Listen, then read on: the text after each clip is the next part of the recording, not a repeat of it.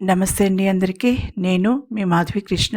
Welcome to my channel Madhavi కృష్ణాస్ నవరస కథామాలిక తెలుగు ఆడియో స్టోరీస్. అవుననా కాదనా ధారావాహిక 10వ భాగం. అనురాగ ఒక నిర్ణయానికి రాగానే తన బాస్ ఆదేశం ప్రకారం అతని క్యాబిన్లోకి వెళ్ళింది. వెళ్లే ముందు అతనికి ఇష్టమైన కాఫీ తయారు చేసింది కాఫీ మేకర్లో. అతను 3 క్యూబ్స్ పంచదార వేసుకుంటాడు. తీయగా తాగుతాడు కాఫీ. ఆమె క్యూబ్స్ వెయ్యబోయి ఆగిపోయింది. మనసులో ఇష్టం ఉందో లేదో బయటికి చెప్పవు, కానీ పెళ్ళాన్ని ముద్దు పెట్టుకున్నట్టు 2 సార్లు ముద్దు పెట్టుకున్నావు. అందుకు నీకు బుద్ధి చెప్పాలి కదా మిత్రా అనుకుంది మనసులో అనురాగ. తీసిన క్యూబ్ని తిరిగి స్టీల్ బౌల్లో పడేసింది. వేడివేడి కాఫీ మగ్ తీసుకుని అతని క్యాబిన్లోకి అడుగుపెట్టింది. అదే తమ మొదటి రాత్రి అయ్యి, ఇది పడక గది అయ్యి తను పాల గ్లాస్తో లోపలికి అడుగుపెట్టినప్పుడు కూడా అలానే మిత్ర ఆఫీస్ పని చేసుకుంటూ ఉంటాడేమో అన్న ఆలోచనకి ఆమెకి నవ్వొచ్చింది. అతను సీరియస్గా ఫోన్లో మాట్లాడుతున్నాడు. ఫ్లోర్ టు సీలింగ్ కిటికీ దగ్గర నిలబడి బయటికి చూస్తూ. వాతావరణం బాగా ముసురుపట్టి ఉంది. చిరుజల్లు ప్రారంభమైంది. మిత్ర మనసు కూడా అలానే రకరకాల ఆలోచనలతో ముసురుపట్టి ఉంది. ఒక పక్క నుంచి తన కుటుంబాన్ని ఈ స్థితికి తీసుకువచ్చిన నాగరాజవర్మ మీద పగ సాధించాలన్న కోరిక బలంగా మనసులో నాటుకుపోగా, మరొక పక్క తన చిన్ననాటి నేస్తం మీద ప్రేమ రోజురోజుకి మరింత బలీయం కావడం అతన్ని అయోమయంలో పడేసింది. తన మనసులో ఇలాంటి ఆలోచనలకి తావు ఉందన్న విషయం అతనికి ఇప్పుడిప్పుడే తెలుస్తోంది. బిజినెస్ కాల్ మీద మనసు నిలవలేదు అతనికి. అర్ధాంతరంగా సంభాషణ ముగించి వెనక్కి తిరిగాడు. ఎదురుగా అనురాగ కాఫీ మగ్తో నిలబడి కళ్ళు మూసుకుని సిగ్గుగా నవ్వుతూ నిలబడింది. అతనికి మొదటి రాత్రి పాల గ్లాస్ పట్టుకుని నిలబడిన అనురాగ మనసులో మెదిలింది. ఒక్కసారిగా అతని ఊహల్లో తమ చుట్టూ ఉన్న ఆ ఆఫీస్ ఛాంబర్ పడక గదిగా మారిపోయింది. అతని కళ్ళు ఆమె శరీరంలోని అణువణువును తడుముతూ ఉంటే సిగ్గుతో కెంపు రంగులోకి మారిపోయిన ఆమె చెక్కిళ్ళని ముద్దు పెట్టుకోవాలన్న కోరిక అతన్ని కుదురుగా నిలబడనివ్వలేదు. అప్రయత్నంగానే ఆమె దగ్గరికి చేరుకుని ఆమె చేతిలోని కాఫీ మగ్ని అందుకున్నాడు. వేడి సెగ మొహం మీదకి రాగానే ఊహలలో నుంచి బయటికి వచ్చిన అతను చప్పున 2 అడుగులు వెనక్కి వేసి తనని తానే తిట్టుకున్నాడు. అప్పటికి అనురాగ కూడా తేరుకుంది. బాస్, కాఫీ చల్లారిపోతుంది, తాగండి అంటూ కులాసాగా నవ్వుతూ వెళ్ళి కుర్చీలో కూర్చుని అతను చెప్పేది నోట్ చేసుకోవడానికి సిద్ధపడింది. అతను ఒక కనుబొమ్మ పైకెత్తి ఆమె వైపు అనుమానంగా చూశాడు. ఆమె తన పాకెట్ బుక్, పెన్సిల్ తీసుకుని అతని వైపు తిరుగుతూ అతను తననే చూస్తూ నిలబడడంతో ఆశ్చర్యంగా చూసింది. ఏంటి బాస్ అలా చూస్తున్నారు? కాఫీలో ఏమైనా కలిపానేమో అని అనుకుంటున్నారా? ఏమీ కలపలేదు, గాడ్ ప్రామిస్ అమాయకంగా మొహం పెట్టి అంది అనురాగ. అతను ఏమీ మాట్లాడలేదు. మౌనంగా వచ్చి తన కుర్చీలో కూర్చున్నాడు. మన clients Paradise chain of hotels వాళ్ళు కొత్త ప్రాజెక్ట్ ప్రారంభించడానికి అడ్వాన్స్ పే చేశారు. మన ఇంజనీర్లని ఒకసారి వెళ్ళి స్టడీ చేసి రమ్మని చెప్పు అంటూ వరుసగా చేయవలసిన పనులు చెప్తున్నాడు. కానీ అతను కాఫీ తాగకపోవడం గమనించి అనురాగ ఉస్సూరని నిట్టూర్చింది.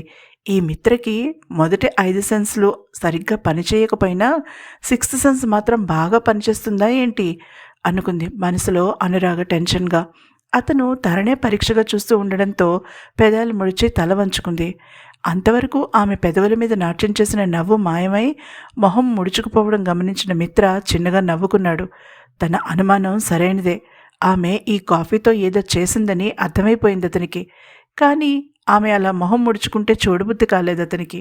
లేచి ఆమె వైపుకు వచ్చి టేబుల్ అంచున కూర్చుని టైప్ చేయవలసిన లెటర్ని డిక్టేట్ చేశాడు కాఫీని సిప్ చేస్తూ. ఆమె షార్ట్ హ్యాండ్లో రాసుకుంటుంటే అతను కాఫీ సిప్ చేయడం గమనించి మనసులోనే విక్టరీ డాన్స్ చేసింది అనురాగ. చేదు కషాయంలో ఉన్న కాఫీని ఆమె పెదవుల మీద వెలిసిన చిరునవ్వుని చూస్తూ తాగేశాడు మిత్ర. షుగర్ క్యూబ్స్ మర్చిపోయావా మిస్ అనురాగ అన్నాడు కాఫీ తాగడం పూర్తి చేసి ఆమెను విసురుగా కుర్చీలో నుంచి లేపి తన వైపుకు లాక్కుంటూ. ఆమె చేతిలో నుంచి పుస్తకం, పెన్సిల్ జారి కింద పడిపోయాయి. ఆమె తేరుకునే లోపుగా అతను ఆమె పెదవులను అందుకుని తనకి కావలసినంతసేపు ముద్దు పెట్టేసుకుని వదిలాడు. ఛీ, యాక్, చేదు మొహం వికారంగా పెట్టి అంది అనురాగ తన పెదవులను తుడుచుకుంటూ. మిత్ర నవ్వాడు. నాకు మాత్రం చాలా తీయగా ఉంది. ఈసారి నుంచి కాఫీ ఇలానే తీసుకురా. కాఫీ ప్లస్ నీ ముద్దు చాలా అద్భుతమైన కాంబో అంటూ తన సీట్లో కూర్చుని పనిలో మునిగిపోయాడు మిత్ర. ఆమె కోపంగా పాదాన్ని నేలకేసి కొట్టి కింద పడిన పుస్తకాన్ని తీసుకుని పెన్సిల్ కోసం వెతికి అది కనిపించగా విసురుగా ఆ గదిలో నుంచి బయటికి నడిచింది. మిస్ అనురాగ, బయటికి అడుగు పెట్టబోతున్న ఆమెని ఆపాడు మిత్ర. ఆమె కోపంగా అతని వైపు తిరిగింది. స్కార్ఫ్ కింద పడిపోయిన ఆమె స్కార్ఫ్ని కళ్ళతోనే చూపిస్తూ అన్నాడు. ఆమె విసవిస అక్కడికొచ్చి స్కార్ఫ్ని తీసుకుని మెడ చుట్టూ చుట్టుకుని అతని వైపు కోపంగా చూసి మరీ వెళ్ళింది. తలుపు మూసుకోగానే మిత్ర గలగలా నవ్వాడు. ఈ సంఘటన వల్ల అతనికి ఒక విషయం చాలా స్పష్టంగా అర్థమైంది. అనురాగకి తనంటే ఇష్టం మీద ఒక మెట్టు ఎక్కువే ఉంది. తను ఇలానే ఆమెని తన ముద్దులతో దాడి చేస్తే ఆమె మనసులో ఉన్న ఎవరినైనా సరే తుడిచిపెట్టేసి ఆమెని తన వైపుకు తిప్పుకోవడం పెద్ద కష్టం కాదని అనిపించింది మిత్రకి. అర్క మీద ఉన్నది ఇష్టమని ఆమె భ్రమపడుతోంది. అది స్నేహం మాత్రమే అని, తన మీద ఆమెకి ఉన్నది ఇష్టం మీద మరొక మెట్టు అని అనురాగకి తెలియజేయాలి. మనసులో గట్టిగా నిర్ణయించుకున్నాడు మిత్ర. అలా మొదటి రౌండ్లో మిత్ర అనురాగ మీద విజయం సాధించాడు. అనురాగలో పట్టుదల పెరిగింది అతని మీద నెగ్గాలని. ఒరే సింహాచలం, అమ్మాయి గారిని కిందికి రమ్మను సీరియస్గా అన్నాడు ఇంటికి చేరుకుని అర్కని లోపలికి తీసుకువెళ్ళి నాగరాజవర్మ. అట్టాగే బాబు అంటూ మేడ మీదకి పరుగు తీశాడు ఆ నౌకరు. కూర్చో అర్క అంటూ అతన్ని ఆప్యాయంగా ఆహ్వానించాడు నాగరాజవర్మ. అర్క మొహమాటంగా సోఫాలో కూర్చున్నాడు. నేను హాస్పిటల్కి వెళ్ళి అలా ఇంటికి వెళ్ళిపోయేవాణ్ణి, మీకెందుకు అనవసరమైన శ్రమ ఒక వెధవ వల్ల అన్నాడు అర్క. వెధవెవరు ఆశ్చర్యంగా అడిగాడు వర్మ. ఇంకెవరు, నన్ను కారుతో గుద్ది పోయిన దిక్కుమాలిన దరిద్ర దామోదరుడు కసిగా అన్నాడు అర్క. వాడి గురించి ఇక మర్చిపో అర్క, జరగవలసినది చూద్దాం ఇబ్బందిగా మొహం పెట్టి అన్నాడు వర్మ. ఎలా అంకుల్ వదిలేసేది, నిక్షేపం లాంటి నా సైకిల్ నాశనమైపోయింది వాడి వల్ల. ఇప్పుడు నేను ఉద్యోగ వేటకి ఎలా వెళ్ళాలి మీరే చెప్పండి అన్నాడు సీరియస్గా అర్క. నీకు నేను ఉద్యోగం ఇస్తానయ్యా అంటే ఉద్యోగం అంటే ఉద్యోగం కాదు, బాధ్యత అనుకో అన్నాడు వర్మ. అర్క మొహం 1000 సూర్యుల వెలుగులో దగదగలాడిపోయింది. నిజంగానా, జీతం ఇస్తారుగా, మీ మేలు ఈ జన్మలో మర్చిపోలేను లేచి నిలబడబోతూ అన్నాడు అర్క. ఒక్కసారిగా తూలు వచ్చినట్టుగా ఊగి తిరిగి సోఫాలో కూలబడ్డాడు అతను. పోలీస్ రిపోర్ట్ ఇవ్వవలసిందే ఈరోజు అన్నాడు నీరసంగా అర్క. కూర్చో కూర్చో, ఇప్పుడు అలాంటి తొందరపాటి పనులేమీ చేయకు, మా అమ్మాయి వస్తుంది, ఎలా ఉందో చూసి చెప్పు అన్న వర్మ వైపు విచిత్రంగా చూశాడు అర్క. మీ అమ్మాయి ఎలా ఉందో నేనెందుకు చెప్పాలండి అమాయకంగా అడిగాడు. అవన్నీ తర్వాత మాట్లాడుకుందాం. దానితో పాటుగా ఒక రాక్షస కుక్క ఉంది, దాన్ని మేనేజ్ చేయగలిగావంటే నిన్ను డబ్బులో ముంచి తేలుస్తాను. ప్రస్తుతానికి నేనేం మాట్లాడినా నువ్వు కాదు అనకూడదు, నాకు మాట ఇవ్వు అన్నాడు వర్మ. అర్క తల ఊపాడు కానీ మరి ప్రశ్నలు అడగకముందే వుల్ఫ్ అరుపు వినిపించింది. వర్మ వైపు చూసి కోపంగా అరిచింది వుల్ఫ్. తుల్యభాగా వుల్ఫ్ని అదుపు చేస్తూ అక్కడ నిలబడిన అర్కని చూడలేదు. ముందుగా వుల్ఫ్ చూసింది అర్కని. తల పక్కకి తిప్పి కళ్ళలో ఆశ్చర్యం స్పష్టంగా కనిపించేలా చూసిన వుల్ఫ్ వైపు చూశాడు అర్క. అతని కళ్ళలో మెరుపులు మెరిశాయి. నువ్వా, ఇది మీ ఇల్లా? అక్కడ అర్క గొంతు వినగానే తుళ్ళిపడి తల తిప్పి చూసింది తుల్యభాగా. అదేంటి బాబు, నీకు మా అమ్మాయి తెలుసా అడిగాడు వర్మ. సమాధానం చెప్పడానికి నోరు తెరిచిన అర్క తుల్యభాగా వుల్ఫ్ తన దగ్గరికి వచ్చేలోపుగా కళ్ళు తిరిగి గిర్రున సోఫాలో తూలి పడిపోయాడు. అయ్యయ్యో, అబ్బాయికి కళ్ళు తిరిగినట్టున్నాయి సింహాచలం, మేడ మీదకి తీసుకుపదండి ఆందోళనగా ఆదేశాలు ఇచ్చేశాడు వర్మ నౌకర్లకి. సింహాచలం, డ్రైవర్ గణేష్ మరొకిద్దరు నౌకర్లతో కలిసి అర్కని మేడ మీద ఉన్న గెస్ట్ రూమ్లోకి మోసుకుపోయారు. తుల్యభాగా గాభరాగా చూసింది అర్కని మోసుకుపోతున్న దిశగా. ఇదిగో తుల్య, ఆ కుర్రాడు చాలా ముఖ్యమైనవాడు మనకి, స్వయంగా నువ్వే దగ్గరుండి చూసుకో కోపంగా ఆదేశించాడు వర్మ. తండ్రి కంఠంలో కోపాన్ని ఆందోళనని గుర్తించలేదు తుల్యభాగా. అర్కకి ఏమైందో అని గాభరాపడి వేగంగా మెట్ల వైపు పరుగు తీసింది. వుల్ఫ్ ఆమెని అనుసరించింది. అర్కని మంచం మీద పడుకోబెట్టి నౌకర్లు కిందకి పరుగు తీశారు. డ్రైవర్ బయటికి వెళ్ళబోయాడు. అతన్ని ఆపింది తుల్యభాగా. ఏమైందన్నట్టుగా సైగ చేసింది. సైకిల్ మీద వస్తూ కారు కింద పడ్డాడమ్మాయి గారు తల వంచుకుని చెప్పాడు గణేష్. ఆమె కళ్ళు భయంతో పెద్దవయ్యాయి. దెబ్బలేమైనా తగిలాయా టైప్ చేసింది. అతను వినయంగా ఆమె ఫోన్ అందుకుని చదివాడు. లేదమ్మాయి గారు, పెద్దగా ఏమీ తగిలినట్లు లేదు, కానీ కళ్ళు తిరుగుతున్నాయి పాపం, ఏమైనా తిన్నాడో లేదో, కష్టాల్లో ఉన్నట్టున్నాడు సానుభూతిగా అర్క వైపు చూస్తూ అన్నాడు డ్రైవర్ గణేష్. డాక్టర్కి కాల్ చేసి రమ్మని చెప్పి సింహాచలాన్ని తినడానికి తాగడానికి ఏమైనా తీసుకురమ్మని చెప్పండి టైప్ చేసి గణేష్కి చూపించింది. అప్పుడు మంచం దగ్గరికి వచ్చింది తుల్యభాగా. అప్పటికే వుల్ఫ్ అర్క దగ్గరికి చేరుకుని మొహంలో మొహం పెట్టి పరీక్షగా చూస్తూ తడినాలికని అతని షేవ్ చెయ్యని గరుకైన చెంపకి ఆనించి చక్కిలిగింతలు పెడుతూ అతని నాటకాన్ని బయటపెట్టే ప్రయత్నం చేస్తోంది. అతనిది నాటకమని తెలియని తుల్యభాగ వేగంగా వుల్ఫ్ని పక్కకి లాగి మంచం మీద అర్క పక్కన కూర్చుంది. అతని చేతిని తన చేతుల్లోకి తీసుకుని గట్టిగా పట్టుకుని కనుబొమ్మలు ముడిచి చూసింది అతని వైపు. నోటమాట రాని తన అసక్తతకి తనని తానే తిట్టుకుంది తుల్యభాగ. అతను మెల్లగా కళ్ళు తెరవడం చూసి నవ్వే ప్రయత్నం చేసింది. ఓహ్ తుల్య, క్షమించు నన్ను, హఠాత్తుగా కళ్ళు తిరిగినట్టయింది అంటూ లేచి కూర్చోబోయాడు అర్క. ఆమె అతన్ని ఆపి భుజం మీద చేతిని వేసి నొక్కిపెట్టింది. పడుకోమన్నట్టుగా కళ్ళతో సైగ చేసింది. అతను పర్వాలేదన్నట్టుగా సైగ చేసి లేచి మంచం హెడ్ బోర్డుకి ఆనుకుని కూర్చున్నాడు. సారీ అన్నట్టుగా తన చెవులను పట్టుకుని కళ్ళు ముక్కు చిట్లించింది తుల్యభాగ. నువ్వెందుకు సారీ చెప్తున్నావు? ఆశ్చర్యంగా అడిగాడు అర్క. వుల్ఫ్ పరీక్షగా అర్క మొహంలోకి చూస్తుంటే ఇబ్బందిగా గొంతు సవరించుకున్నాడు. ఈ వుల్ఫ్కి మాటలు రావు కాబట్టి సరిపోయింది, లేకపోతే తన నాటకాన్ని క్షణాల్లో బయట పెట్టేసేది అనుకున్నాడు కూడా మనసులో. తుల్యభాగ తలదించుకోవడంతో ఆమె చేతిని పట్టుకుని సున్నితంగా గుంజాడు అర్క. ఆమె ఉలిక్కిపడి తల ఎత్తింది. సారీ ఎందుకంటే అలా తలదించుకుంటామే, పెళ్లిచూపులు జరుగుతున్నాయా మనకి? చిరునవ్వుతో అడిగాడు. ఆమె కళ్ళు రెపరెపలాడించింది కలవరపాటుతో. అతని నోటి వెంట పెళ్ళి అన్న మాటకి ఆమె గుండెల్లో అలజడి రేగింది. నీ కళ్ళల్లో కనిపిస్తున్నాయి నీ మనసులో ఆలోచనలు, చెప్పనావేంటో కొంటిగా అడిగాడు.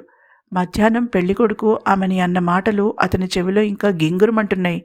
తెల్లగా పాలిపోయిన ఆమె మొహం మనసులో అలానే ముద్రించుకుపోయింది అర్కకి. వర్మని చూడగానే బలంగా 4 పీకాలని అనిపించింది కానీ ఆవేశపెరడం అర్క లక్షణం కాదు. అందుకే ప్రశాంతంగా ఉన్నాడు. ఇప్పుడు అర్క మాటలకి తుల్యభాగ కళ్ళు పెద్దవి చేసుకుని చూసి అంతలోనే ఒక కనుబొమ్మ పైకెత్తి తల ఎగరేసి చెప్పు చూద్దాం అన్నట్టుగా చూసింది. ముందు సారీ ఎందుకు చెప్పావో చెప్తాను. మీ నాన్న కారు కింద పడినందుకు నువ్వు బాధపడి సారీ చెప్పావు, అవునా? అడిగాడు. ఆమె మెచ్చుకుంటున్నట్టుగా చూసి పెదవులని కదిలించింది. ఇక నీ కళ్ళలో ఆ కలవరపాటికి కారణం? ఆమె చేతుల్ని పట్టుకుని మరింత దగ్గరికి గుంజాడు అర్క.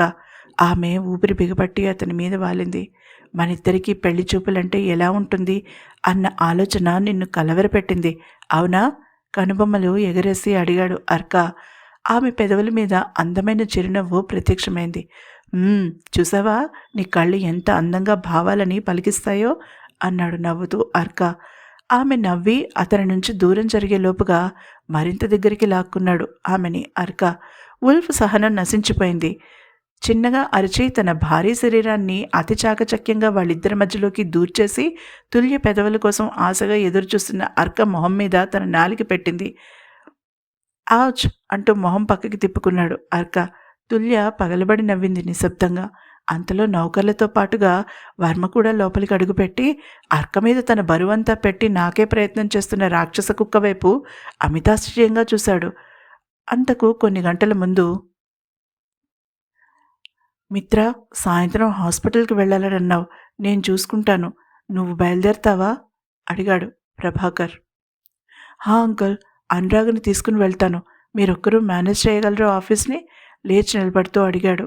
మిత్ర, సమస్య ఏమీ లేదు మిత్ర, బయలుదేరండి, నేను తర్వాత కలుస్తాను చెప్పి ప్రభాకర్ మిత్రతో పాటుగా బయటికి నడిచాడు. నాకు ఒక మీటింగ్ ఉంది లంచ్ తర్వాత, అది పూర్తి చేసుకుని నీ ఛాంబర్కి వస్తాను చెప్పి ప్రభాకర్ వెళ్ళిపోయాడు. అనురాగ తన క్యాంపిన్లో సీరియస్గా ఏదో టైప్ చేస్తోంది. వెళదామా? మిత్ర గొంతు ఆ నిశ్శబ్దంలో కంగుమని వినిపించగానే ఉలిక్కిపడింది రాగా. తలెత్తి చూసింది. అతను గుమ్మానికి ఆనుకుని చేతులు కట్టుకుని నిలబడి తననే పరిశీలనగా చూస్తున్నాడు. ఆమె చప్పున తలదించుకుంది. అతని చూపులు చురుక్కుమని తగలడంతో కలవరపడిందామె. అతను గొంతు సవరించుకుని లోపలికి వచ్చి తలుపులు మూశాడు. ఆమె చప్పున లేచి నిలబడింది. తలుపెందుకు వేసినట్టు తడబాటుని కప్పిపుచ్చుకుంటూ నిలదీసింది. ఏ, భయంగా ఉందా? మరొక అడుగు ఆమె వైపు వేసి అడిగాడు మిత్ర. భయమా? భయమెందుకు?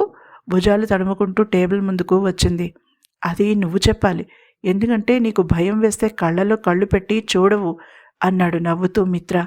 ఆమె చప్పున తలెత్తి అతని కళ్ళలోకి సూటిగా చూసింది. అదే ఆమె చేసిన తప్పు.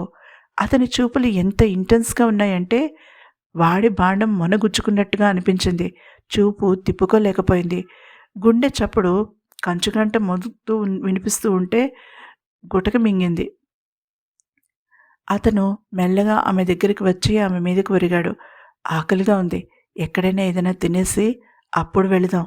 కావాలని గొంతు బాగా తగ్గించి ఆమె చెవిలో గుసగుసలాడి వెనక్కి అడుగు వేశాడు. ఆమె కళ్ళు పత్తికాయల్లా విచ్చుకున్నాయి. అప్రయత్నంగా తన గుండెల మీద చేతినుంచుకుంది. ఈ మాట చెప్పడానికి అంత బిల్డప్పా? తన నోటిని అదుపు చేసుకునే ముందే మాటలు బయటకొచ్చేశాయి. అతను ఒక కనుబొమ్మ పైకెత్తాడు. ఇంకేం కావాలి? నువ్వు వేరే ఏదైనా ఎక్స్పెక్ట్ చేశావా? ముద్దులాంటిదేమైనా? అనబోతున్న అతన్ని ఆపేసింది అనురాగ. ఆపు ఇంకా, ముద్దు అన్న పదం ఎత్తక నువ్వు అంటూ తన హ్యాండ్ బ్యాగ్ని అందుకుంది. అతను నవ్వుని దాచుకున్నాడు. సరే, మాటెత్తను. నీకు మాటల కన్నా చేతలంటేనే ఇష్టమని తెలుసు. ముద్దు పెట్టేసుకుంటాను అనేసి నిస్సిగ్గుగా ఆమెని దగ్గరికి లాక్కొని జాకెట్కి చీరకి మధ్యలో ఉన్న అనాచ్ఛాదిత నడుమ భాగాన్ని తన అరిచేత్తో అదిమాడు. ఆమె కళ్ళు గట్టిగా మూసుకుని సన్నగా శబ్దం చేస్తూ అతని భుజాలని గుచ్చి పట్టుకుంది. అతని వెచ్చని ఊపిరి తన చెంపని తాకుతూ ఉండడంతో ముద్దు కోసం ఎదురు చూస్తూ కింది పెదవిని నాలుకతో తడుపుకుంది. ఆకలిగా ఉంది.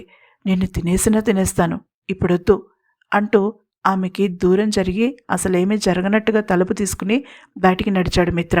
కోపంతో పెదాలు బిగించింది రాగా. ఆ ఒక్క ముద్దు పెట్టేస్తే ఇతగాడి సొమ్మేమైనా తరిగిపోతుందా? గొణుక్కుంది. ఏమైనా అన్నావా? తలుపు తిప్పి భుజం మీదుగా ఆమెను చూస్తూ అడిగాడు మిత్ర. అబ్బే, ఏమీ లేదు, వస్తున్నా అంటున్నాను చెప్పి బయటికి అడుగులు వేసింది వేగంగా. కారులో మొహం ముడుచుకుని కూర్చున్న అనురాగ వైపు ఓరగా చూశాడు డ్రైవ్ చేస్తున్న మిత్ర. ఇంటికి వెళ్ళి డ్రెస్ మార్చుకుంటావా? ఉన్నట్టుండి అడిగిన మిత్ర మాటలకి ఆశ్చర్యపోయింది అనురాగ. సాధారణంగా అతను తను ఏ బట్టల్లో ఉందో గమనించడని అనురాగ ఉద్దేశం. కానీ ఆమెకు సంబంధించిన ప్రతి ఒక్క విషయం మిత్ర గమనిస్తాడని, మనసులో దాచుకుంటాడని ఆమె ఊహకి కూడా అందని విషయం. అవసరం లేదు, అక్కకి చెప్పాను బట్టలు తీసుకురమ్మని. తను హాస్పిటల్కి తీసుకువస్తాడు చెప్పింది అనురాగ. అతను పెదాలు బిగించడం ఆమె గమనించలేదు. కిటికీలో నుంచి బయటకు చూస్తూ కూర్చుంది. ఈసారి కొన్ని జతలు ఇంట్లో పెట్టుకోవచ్చుగా. కొన్ని నిమిషాల మౌనం తర్వాత అన్నాడతను. అదే అనుకుంటున్నాను. అమ్మకి మెసేజ్ పెడతాను, బ్యాగ్ సర్ది తీసుకువస్తుంది. అత్తయ్యని ఇంటికి తీసుకువచ్చేదాకా ఈ ఏర్పాటు బెటర్ అంది యథాలాపంగా. మిత్ర పెదవులు చిరునవ్వుతో విచ్చుకోవడం ఆమె గమనించలేదు. కార్ని రాగకి ఇష్టమైన రెస్టారెంట్ దగ్గర ఆపాడు మిత్ర. తర్వాత ఏం జరగబోతోంది? మిత్ర ఏం చేయబోతున్నాడు? అసలు అర్క ప్లాన్ ఏంటి? తెలుసుకోవాలంటే తర్వాత ఎపిసోడ్ని తప్పకుండా వినండి. అలాగే ఈ ఎపిసోడ్ కనుక మీకు నచ్చినట్లయితే తప్పకుండా లైక్ చేయండి. అలాగే నా ఛానల్ని సబ్స్క్రైబ్ చేసుకోవడం మర్చిపోకండి. ముందుగా ఈ ఎపిసోడ్ మెంబర్స్కి అందుబాటులో ఉంటుంది. సాయంత్రం 6 గంటలకి అందరూ వినొచ్చు. ముందుగా వినాలంటే తప్పకుండా మెంబర్స్గా జాయిన్ కండి. తిరిగి మరొక ఎపిసోడ్తో సోమవారం కలుసుకుందాం. అంతవరకు సెలవు.